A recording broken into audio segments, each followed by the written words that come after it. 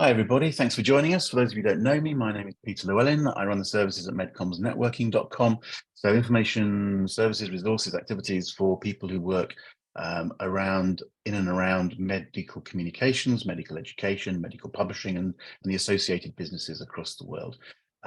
We do all sorts of activities. You can go to medcommsnetworking.com and see what's happening and see what's been done before. Importantly, we do a lot of webinars like this. We capture a lot of video content. We put that into NetworkPharma TV specifically. So there's now probably 500 or so videos in there. So lots of resource to go and have a look at on all aspects of work in our business. I also specifically do quite a lot that reaches out to people who would like to join our business, maybe as a medical writer, account manager, and so on. If you're interested in learning more about getting into the business, first medcommsjob.com is the place to go. So lots of things to look at. Today, I'm absolutely delighted. We've got the guys from Synergy Vision here. By way of introduction, maybe I'll say 4 years ago, I think it was, we had you online, Ffyona, and a couple of your colleagues, when you were kicking off the 4-day working week experiment. Obviously, as we're talking today, there's a lot of publicity being given to the worldwide trial that's been going on, and the UK results came out recently, and we thought it was a good opportunity to catch up with you guys talking about the 4-day working week as you found it in MedComms specifically. So absolutely delighted you're here. And I'm going to hand over to Karine to kick us off, introduce herself and the team, and we'll have this discussion. And as I say, audience members, please do join in comments, questions, and observations. Sorry, I can't speak. Over to you, Karine. Brilliant. Thank you very much, Peter. So very warm welcome to everyone. It's great to see so many people joining us today for the discussion. Very happy to connect afterwards. So I'm Karine Henderson. I am the Managing Director here at Synergy Vision. I had the pleasure of joining Synergy Vision just about 3.5 years ago as the pilot finalised itself and the 4-day working week became a thing that we were definitely going to be doing for the foreseeable future. And I suppose in a way it's worth mentioning that with 20+ years in the healthcare, pharmaceutical, MedComms industry, I have been lucky enough to be doing a 4-day working week for now nearly 12 years. But it's really nice to have then joined a company where actually it's the norm rather than the exception. And the benefits can then be very much seen from everyone across the organisation. But we'll come on to a bit more detail around that in a bit. So just over to introduce the rest of the team, Katie, Alex and Ffyona. Yep, so hello everyone, my name is Katie Males, I'm Head of HR at Synergy Vision. I've been with the company now 4 years, so one of my first jobs when I joined was to issue permanent 4-day working week contracts, so that was a big thing, but I actually have about 14 years HR experience, mainly based around pharmaceutical and medical device, so that's me. Great. Hi, so yeah, my name's Alex Binks. I'm a senior medical writer at Synergy Vision. I've been here nearly 3 years. Yeah, interestingly, I actually applied for the job at Synergy Vision because I listened to this webinar that happened 4 years ago with everyone else. I think that was actually the moment I was basically like, okay, I'm going to pick up the phone and see if I can get a job at this place because it seems great. So that's kind of funny actually. So I've been here nearly 3 years, and I've been in MedComms nearly 5 years. So I worked at another company for a couple of years before, and then before that, I did a PhD. So I was doing cancer research, basically, yeah, trying to kill cancer with viruses, and it was fun. But I decided after 3 years of that actually I just like writing and talking about science instead of actually doing it, which I think is quite common. Yeah, so now I'm here. Thanks, Alex. It's nice to hear that actually, that after we did that first webinar about 4 years ago, Peter, we did get a flurry of contacts, not just from people who wanted to work here, but also people who wanted to know more about it and know how to work it in their companies. So I'm Ffyona Dawber. I set up Synergy Vision 15 years ago. Prior to that, I originally trained as a nurse many, many years ago. And I worked in pharma for 10 years after that, and then set up Synergy Vision. And we have now got offices in Sydney, Dublin, and here in London. And obviously we have people working remotely, as most MedComms agencies do now, post-COVID. There's a lot more remote working. So as Peter said, 5 years ago, I started to read about the 4-day working week, which was going on in Scandinavia and New Zealand. And I read a few publications that said it had great effects on work-life balance. It was very positive. It didn't decrease productivity. And I thought, you know, this is really interesting. At that point, we were doing a 40-hour week. So I brought it to the board and said, would we consider cutting down? At that point, it was to a 36-hour week and doing it over 4 days. And I didn't actually expect everyone on the board to be so positive about it, but everybody was, and we agreed we would give this a go and see how it would work. It was quite unusual at that point. So we started the trial in November 2018, and we set it up so we questioned everyone prior to going into the 4-day working week on the happiness index, anxiety scale, their work-life balance, what they did with their free time, lots of questions around that. Then we went into the 4-day working week, ran it for 6 months and questioned people at 3 months and at 6 months to see how the team felt about it. And what we found is that anxiety levels went down, sickness went down, productivity, amazingly, I thought we'd be lucky if it stayed the same, but it actually increased, which was brilliant after 6 months. People's happiness index went up. Work-life balance, people felt was more positive. And from a business point of view, at that point in 2017, 2018, we had a 25% turnover. So, you know, most people were staying on average about 4 years and then moving on, which is quite normal for the London agency level.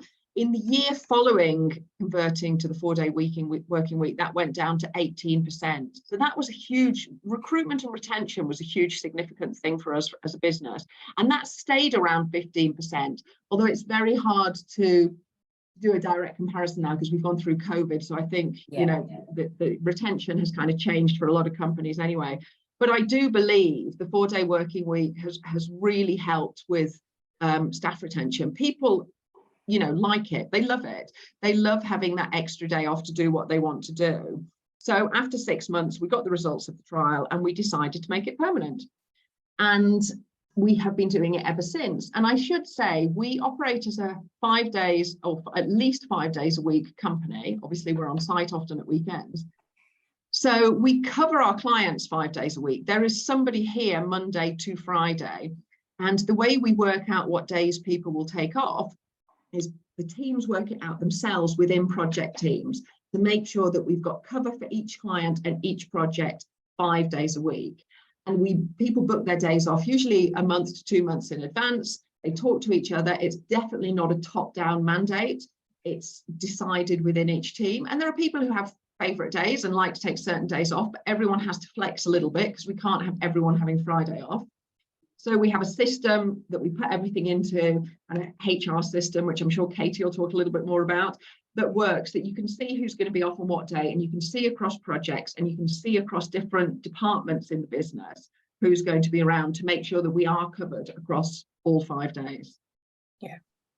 And I think that's really important because I think when people talk about the 4-day working week, and as we've seen, there's been a lot of press around it, and that's on the back of the 4-day working week, or the 4-day week global, they've called themselves as an organisation. They're a not-for-profit community, and they were actually the ones that were established by Andrew Barnes and Charlotte Lockhart. And Andrew Barnes was the founder of that company in New Zealand called Perpetual Guardian that launched the 4-day working week in 2018. So I'm assuming they were one of the ones that you kind of caught news around. I think they'd actually just started. I think they only started just before us. It was more the Scandinavian ones that caught my eye. Interesting. I know the New Zealand one got a lot of publicity, but they have been doing it in Scandinavia for a long time. And from a personal point of view as well, my other half is Dutch, and in Holland it's very common. I know Holland's not Scandinavia, but in Holland it is very common for anyone might say.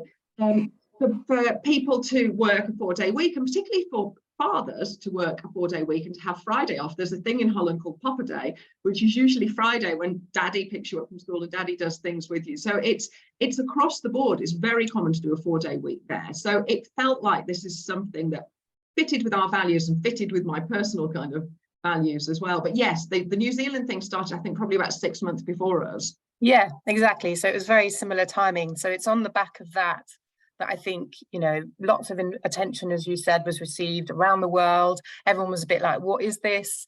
And so they've definitely set up this 4-day week global as a platform, really, for like-minded people who are really interested in understanding this idea. How can it work? How can it be the future?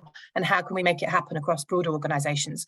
And I think the point you said earlier around people understanding that this doesn't mean that we shut offices for 3 days of the week. It's actually about providing a 4-day working week. So it definitely can apply to, you know, manufacturing plants, shift workers, etc. Everyone can be looking at this.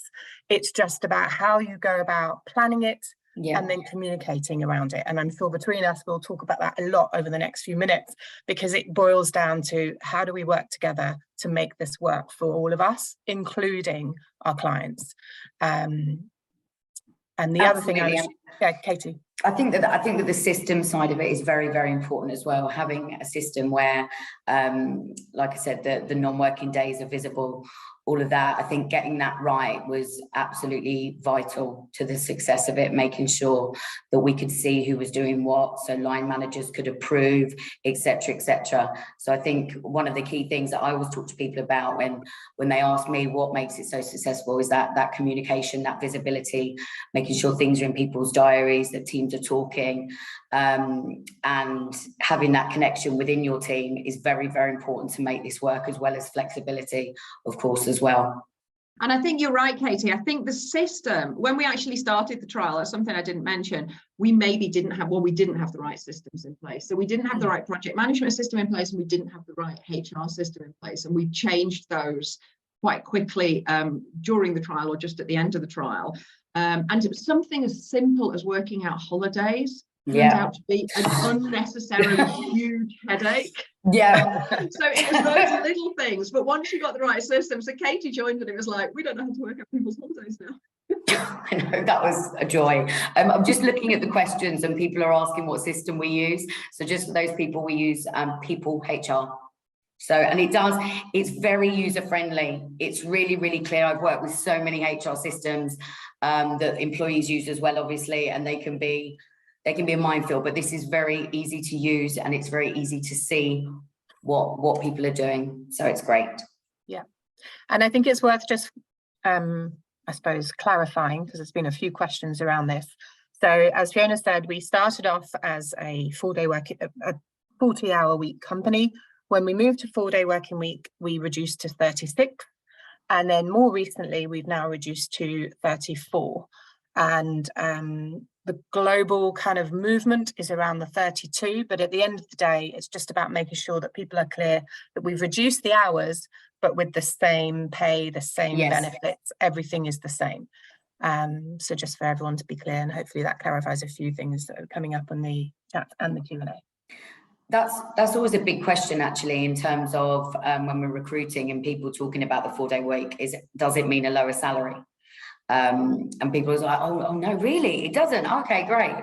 You know, obviously benefits and salaries are huge things as well. So the fact that that doesn't alter is a massive pull as well. Yeah.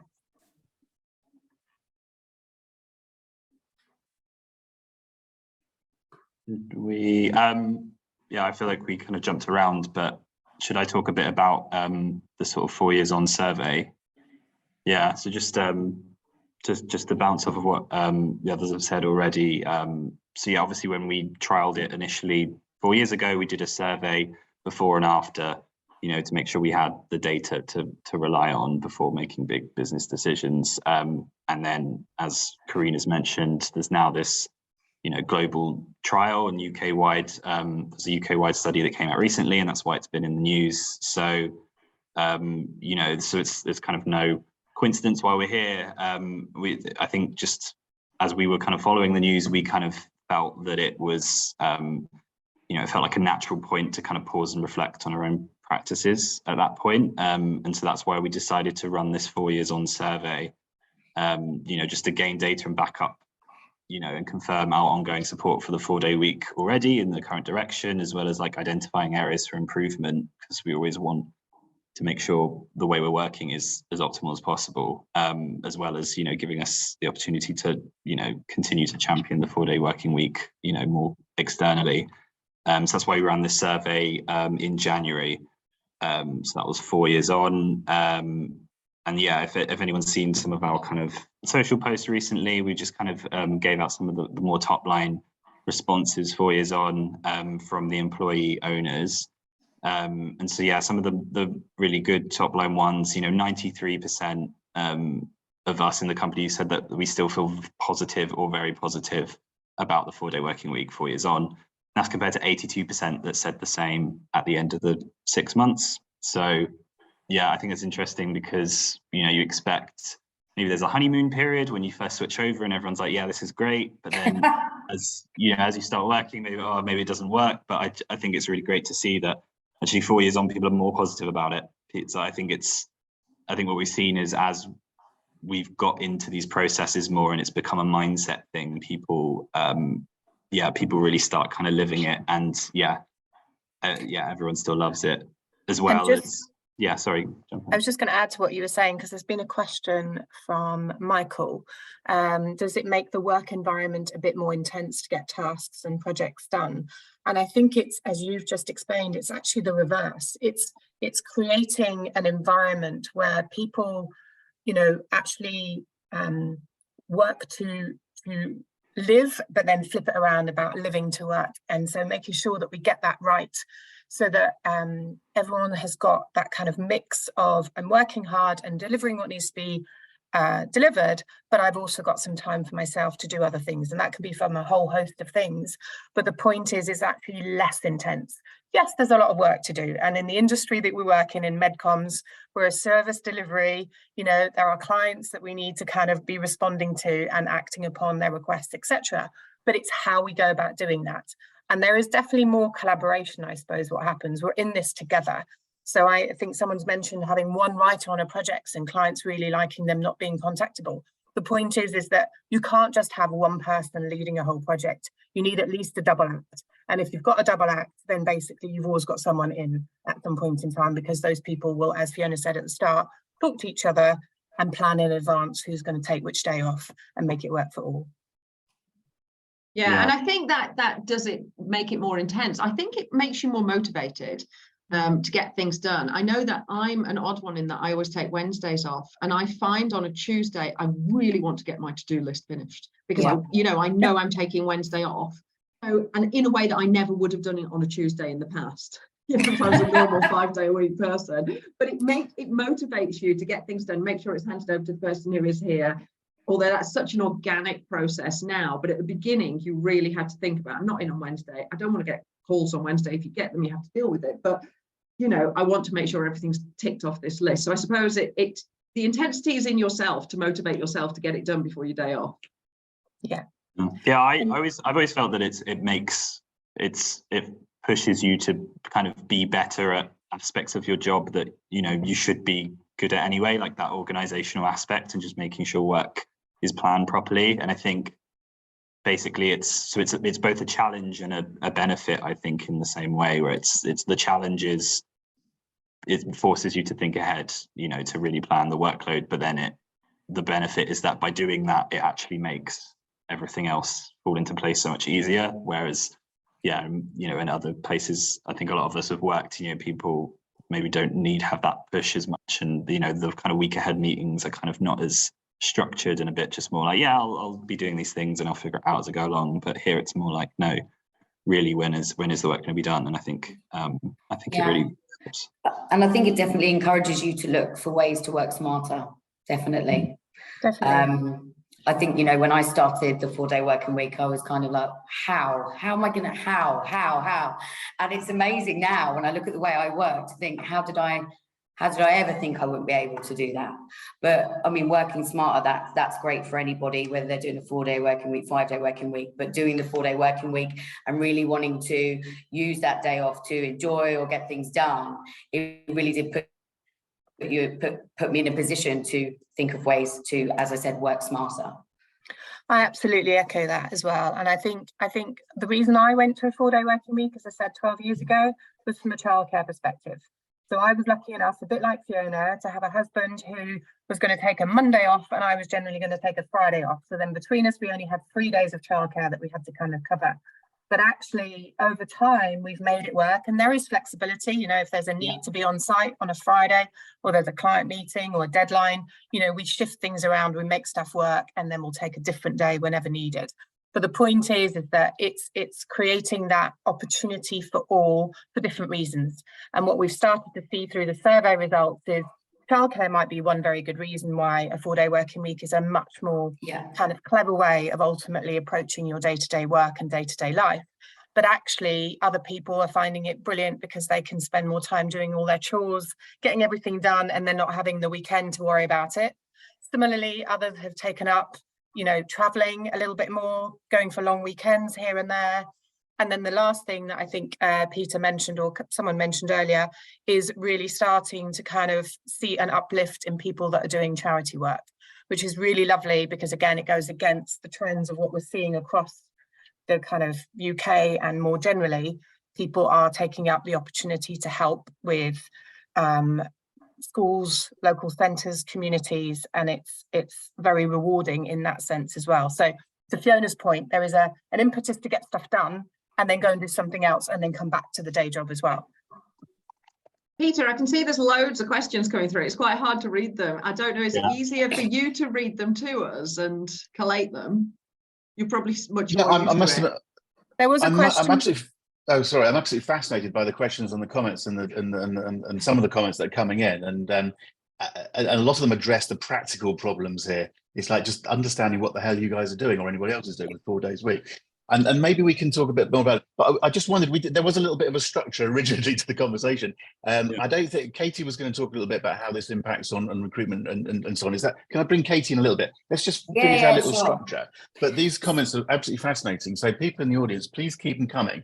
And we will, some of them are getting covered and we'll pick off more and so on. But it's absolutely fascinating, or at least it is from my point of view watching it. So, but Katie, say a few words from your point of view on what you were going to talk about. I mean, in terms of recruitment, there's a hell of a lot of traction. It's always the first question that I get asked when I do kind of initial candidate calls. And obviously you turn to the point with, oh, okay, so have you got any questions for me? And it's like, is it true you actually do the 4-day working week? And I'm like, yeah, it's true. And I think also what comes with that is asking the question that, you know, is it permanent? Is that in your contract? And I know I keep talking about contracts, but especially post-pandemic, when we're in a world where people are bespoking arrangements, et cetera, and work patterns.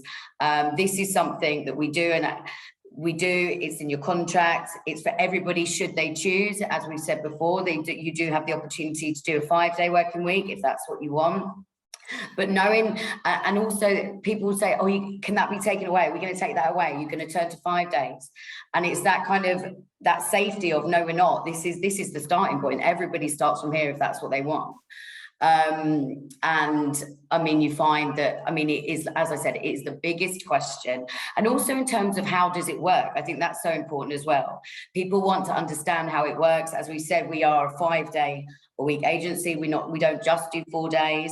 So there are many questions on how we manage it, to which obviously the responses I give are in terms of communication, visibility, system, all of the different things that make it work practically. Katie, do you want to touch? There's been quite a few questions around bank holidays. Yeah.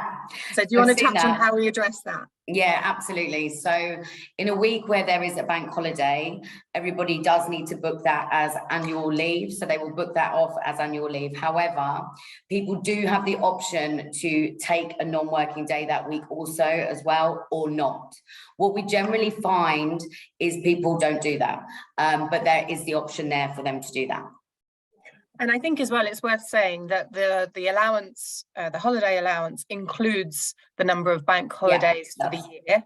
So therefore, to Katie's point, you know, you might decide to take Easter Monday and still take the Friday that week, or you might just take your Easter Monday and then keep an extra day's holiday to go and do something else at some other point. So I think there's flexibility there. And again, it's all around communicating that and planning ahead, making sure it's going to work for you, but also the wider team in the organisation. Just while we're on the holidays, it's just funny how many people focus on holidays, isn't it? The holiday allowance at Synergy Vision is industry standard or so, and there's no differences in here that we're missing. You get a standard number of days holiday plus your bank holidays. Okay. Yeah, I find it's easy to think about weeks. Yeah, I think if you think about it in weeks, it makes a lot of sense, because it's like we have the same number of weeks off as if we would anyway. So it's just like a week is 4 days instead of 5 days. So when people see the days, it's like, oh, that's less, but it's actually the same weeks. So. Yeah, I think so. As I say, it's just fascinating, because some of this is just a ridiculous conversation, because this is just arbitrary. A lot of people are looking at this as, well, 5 days is the amount of time you work. Well, hasn't always been the case. For lots of people, it isn't the case. So, and life goes on, sort of thing. But a company saying we will work a 4-day week raises all sorts of questions, which I just find absolutely fascinating. I still wanted to stick with my little crib sheet here, if you don't mind, and just cover up a couple of things. But Karine, you were going to say a few words, which is important in our business from the client point of view. Frankly, Michael. Okay. So Karine, talk a bit to question, that. Yeah. So it is from a client perspective. So I think when this was first rolled out, actually we did get quite a lot of interest and traction from our clients, and that was actually them asking us, oh, right, tell me more about this. How does it work? How do you make it work for you, so that we could find a way to maybe make it work for us? So that for was themselves. The original question. And I think over time, what we've found is, again, there will always be a couple of clients every now and again who will go, oh, but no one was in on Friday for what I needed. But the point is, they're looking for one specific person. And if that one specific person's not in, to them, we're not in. So the point is, again, it just goes back to the same thing. We're always making sure there's at least one representative from each project team to make sure that the clients have got the support they need 5 days a week, or in some cases 7 if there's on-sites, etc. So actually, it's just about them being clear that they might not have that particular writer coming back to them, but someone in the team will come back to them and revert back on whatever it is they need to be kind of doing. So there is definitely that. I think someone mentioned earlier on, what if the work you're expecting on one day doesn't come in and it then feeds into your non-working day? So there is always flexibility both ways. So you might decide as an individual, you know what, it's just easier for me to move my non-working day by a day, and I'm just going to do what needs to be done. Or actually, I'm going to chat to a team member. I think Rich and Alex made a comment about, it makes you buddy up quite well across the teams, and then go, do you mind covering for me and getting this done for me tomorrow? And then I can pick something up for you the day after when you're off. And so there's that kind of approach that seems to generally go down very well. And I think when we looked at our client survey this year, and we went back 4 years to look at where we were, there's been absolutely no change in client satisfaction. On the contrary, there might be a slight increase in the fact that actually they would look to partner with us more in the future, and therefore client satisfaction across the board is the same, which is really good to see. It's had no impact, definitely not negatively. Okay, so I'm going to ask some blunt questions, okay? I'm going to lead the charge with this one, okay? But again, I'm picking up on some of the stuff that people are asking, but there's some obvious stuff going on. And some of this is just getting a clear understanding of what we're talking about, okay, I think. So we've talked about, I know you've made it very clear that basically you've got a 4-day-a-week contract, 36 hours, you're paid as though you were there for 5 days, frankly. You've also made it clear that some people can work 5 days if they want to. And the holiday allowance doesn't change and things like that. So it's just 4 days, not 5 days. And this is an arbitrary amount of time anyway. But the interesting thing is it's a contractual, it's not contractual, it's the company. The company operates on that basis. Well, let's start with that. Let's actually start with that question, which is going through my head at the moment. And we talked about this the other day, but you tell me what you told me the other day. Particularly now post-pandemic, everybody's working very flexible hours. From where I sit, a lot of people work less than 5 days. They work 3 days, 4 days, half days, whatever. Just so I asked you, is it still as relevant now as it was 5 years ago when you started it? Because there's just so much more flexibility. Just come back with your response to that. Katie, go on. I feel that it is. As I've said about the contractual thing, like many times, I think it's important that it's in a contract. And it is also that feel of in it together that is available to everybody. Obviously, there are There are, in different businesses, there's people that will have slightly different arrangements, bespoke arrangements, which is fine, but this is consistent across the business. It's something that we can all have, and as I said, it's something where everyone's in it together. It's available to everyone. It's not something that's going to be taken away. In terms of a lot of arrangements and agreements that are done outside of contract, it's obviously always subject to business needs. We know that businesses, especially post-pandemic, have had to adapt and change a lot. And you know, when you don't have it, when it isn't contractual, when you don't have any contract, there is always that caveat that you can take that away. So I think that gives people safety that, you know, we are having it. And in terms of also recruiting for it, and like you said, in today's environment where people and businesses are offering a lot more flexibility, this is something that people are still hugely interested in. And obviously they're speaking to other agencies, other businesses that may be offering a slightly different arrangement, but it still seems to have the weight that it had when I started 4 years ago. Yeah. Okay. Okay. And it's worth saying as well, flexible working hours is basically really reorganizing the same number of working hours, which ultimately isn't actually looking to solve the longer term burnout exhaustion that we're seeing in the kind of workplace. So the goal here is really to reduce the overall amount of hours that we work, not just rearrange them. And I think that's okay, but sorry, okay, I get standard. Yeah, no, I get that. I suppose having said that, there are lots more people working 4 days instead of 5 and taking the salary hit or whatever, that you know, for whatever reason. That's a different, that might have the same effect in some ways if someone's trying to work with you because someone's only there for 4 days, not 5 days, but it's a very different situation for the individual. Because the individual at your place is being paid full time for 4 days, whereas at an agency, why they're being paid 4 out of 5 days, which is a very different position and a very different mentality, which is interesting. I wanted to, and I'm not sure who I should put on the spot with this. Maybe Ffyona will answer this question, but we'll see. Or at least give us some sort of indication, because there are several questions coming in, obvious questions, right? And there's 2 parts to this maybe. We've talked about productivity, the same if not better. How do you measure productivity? And you know, and the truth is, as somebody's been asking from the audience, you know, is your turnover the same as it was before? You know, have you just taken a hit on turnover or whatever? I don't know. The logic is you've got people working less hours and they might be as productive, but that doesn't mean you're going to reach the same end result. You see what I mean? And you can see what people are getting at in the question. So Ffyona, can I throw that one at you and just talk about that? Because ultimately that's an important business question. It might be done for all the right reasons and it might come out with a result at the end of the day, but does it actually mean you just do less work as a group? So we measure productivity as work that gets done in an hour. And obviously with most of our clients, we will bill an hourly rate. Although there'll be some projects, I guess with everyone in MedComms, where you might bill a standard rate. So say a report, a cost, this is the cost of writing the report.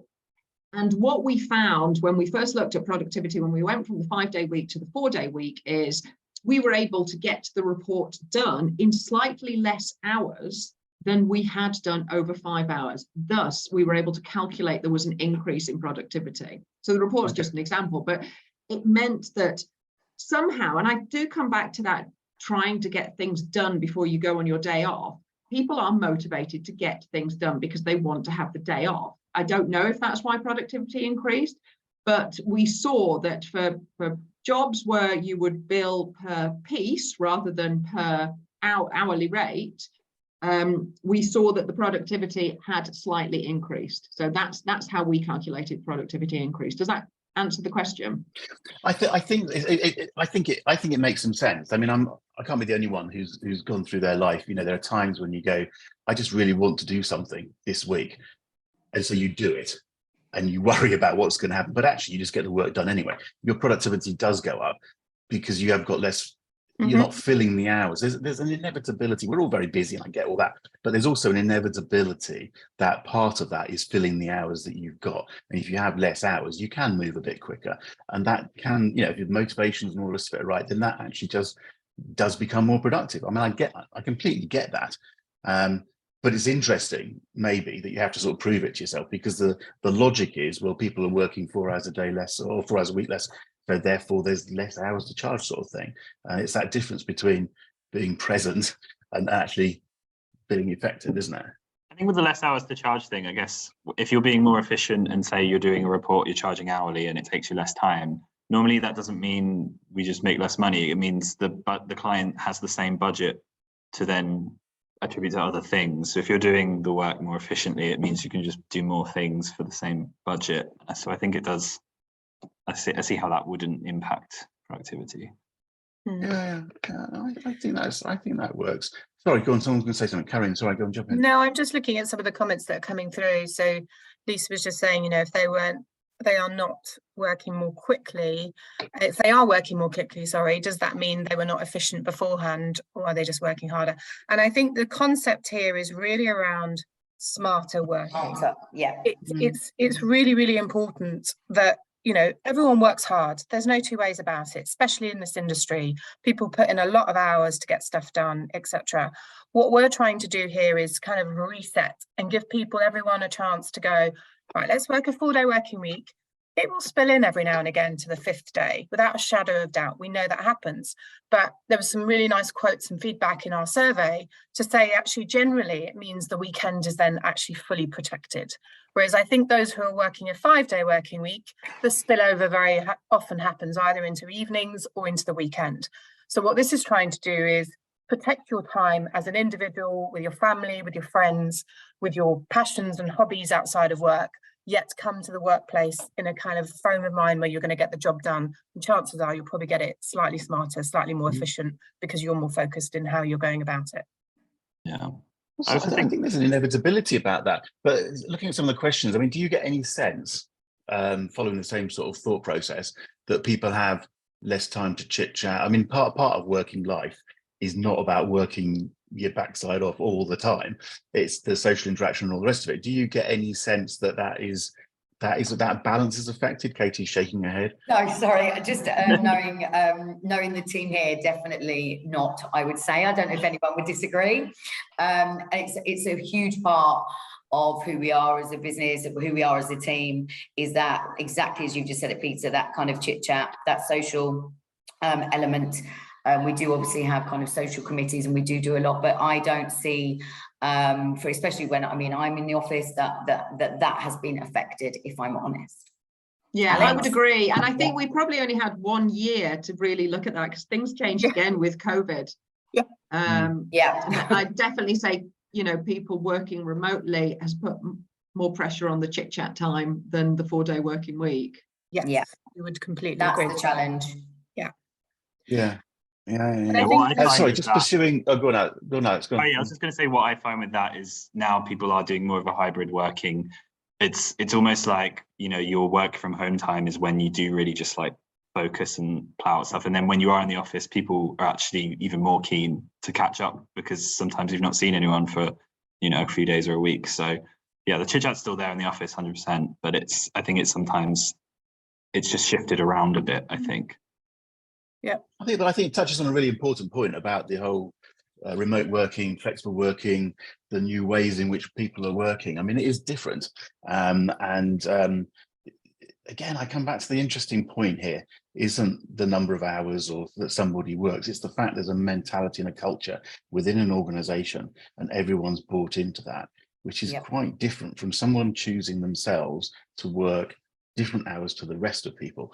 On that point, because Claire has asked it, and I think maybe somebody else, just to be clear, you have got people who work 3 days a week or something. I mean, there are part-time options in there, aren't they? So yeah, that's still, okay. So we do have a couple of people who will work a 3-day week.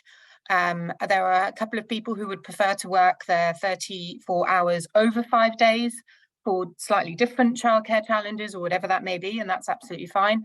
And as I said, from my perspective, you know, it's a 34-hour week, but actually I work 32. Previously, I worked 30. There's nothing to stop that from happening if that works for individuals. And similar, I think Fiona's gone through different variations of hours. The point is we agree to the hours that we're going to commit to and we get paid for those. But the full 4-day working week is 34 hours. Yeah, yes. I've got numbers on that as well, just to confirm. So 80, because we did this in the survey, 81% of us are doing the 4-day week with 8.5-hour days. I think it's 10% that said other, and I think those reflect the people already doing part-time. So it's maybe 10% that don't really fit into that, and then it's like 2%, or 2% of people that kind of said I would do 5 days with shorter days. And I think, I don't know if those people are doing that, but they have the option to do if they want to. But yeah, 81% are just doing it this way, and I think that's really important to have everyone doing the same thing. Yeah. Okay. Just out of interest, as a general point, from where you're sitting, I would say from where I'm sitting, let's start with that. Not many other MedComms agencies are doing a 4-day working week. I know some are doing sort of 4.5. Some are looking at it. There's definitely a trend, and certainly people talking about it. But as I say, within the context of a lot of flexibility anyway. But I just wondered, from your point of view, do you know what the position is across MedComms? Do you track it, monitor it, think about it, or not? Is this just that? You know what I mean? I don't know. I'm just intrigued as to whether you've seen other agencies going this within our business area, I suppose. I don't think we've had that much experience with the MedComms agencies. And when we first went public with this, I was contacted by lots of different companies, pharma companies, the Wellcome Trust, variety of different people from different industries, charities, asking how to do it and could we advise, but not one other MedComms agency, interestingly. Okay. And Which may or may think, not say something. I don't know what that says about anything, but it's just interesting observation, I would say. Sorry, Karen, go on. No, I think from interactions across HCA and other kind of NetworkPharma itself, there have definitely been individuals who have approached me and asked me, tell me a little bit more about it. How does it work? How can you make it work in MedComms? It's, such a demanding kind of industry, but at the same time, I think what we really work towards across Synergy Vision is a partnership with our clients. So therefore, again, it boils down to better communication, better planning with them to get the job done to the standard and to the kind of level that they're expecting. So it's definitely feasible. Okay. I mean, I very loudly shouted about this in the past. It doesn't matter what your days of the week are, or whether you've got a 4-day or a 5-day, or whether you within that context work a 3 or 4 half days only, whatever it is. I think one of the problems, certainly I find a problem working with a lot of companies now, is you can be trying to work with somebody and you don't know what's going on and you're just not getting an answer, and deadlines and things are important. And I guess part of the point, and I know there's a priority for the clients, but I mean, just generally as a business, you have to sort of go, look, presumably you have to go, well, if someone isn't going to be working that day, there is that backup. Does that extend to the point that if an email goes to Peter at Synergy Vision and that's my day off, there's a system that says, well, someone's keeping an eye on that? Because in our business, it is all very unpredictable. And as I say, from an outside point of view, the most frustrating thing is you're chasing someone who turns out not to be there and nobody's paying the bit of a notice, and your deadlines have gone, and it's all sort of, you know what I mean? Yeah, when we first moved to the 4-day working week, that was one of the things that came up, as well as holidays, emails, how we manage emails. Was one of our big things. So what we do is, on the project, we have project name at Synergy Vision, of which anyone working on the project can access those emails. So any emails that come in from the client specific to that project will be seen by whoever is working on the project that day, rather than specifically to Alex. Yeah. Right. And similarly, making sure we have out of offices that people are saying, I'm not around today, but please contact this person instead if your message is urgent. Again, just that communication piece is really important. Yeah. Okay. We're over time, so we ought to draw a line there. I just find it fascinating, and I'd love to be in an open room. Actually, I'd love to be in a room full of people talking about this, because I think we could probably wind a few people up with some really good discussion there. But the audience today is great in terms of the comments coming in, but I can't see their eyes and I can't see their faces as well. And I just think in a real face-to-face meeting, this could be brilliant, brilliant fun. Fascinating to hear it. I don't know what the rights and wrongs are, but fascinating to hear what you're doing for yourselves, and must have given other people some food for thought and made people think about the ways in which we all work together, which is great. I'm going to draw a line there, say huge thanks to you guys. I know I can speak for you and say that anybody on the audience today or watching this can contact you via LinkedIn is the easy way of doing so. So please, guys, do reach out to each other and talk more about it. I'm here if I can help anybody, or come and have a look at medcommsnetworking.com. People in the audience, don't run away. We've got 10 minutes or so. We'll carry on talking for a bit. But for the recording, I'm gonna draw a line there with a big thank you to you. So quick wave, and everyone look after themselves. Take care. Bye.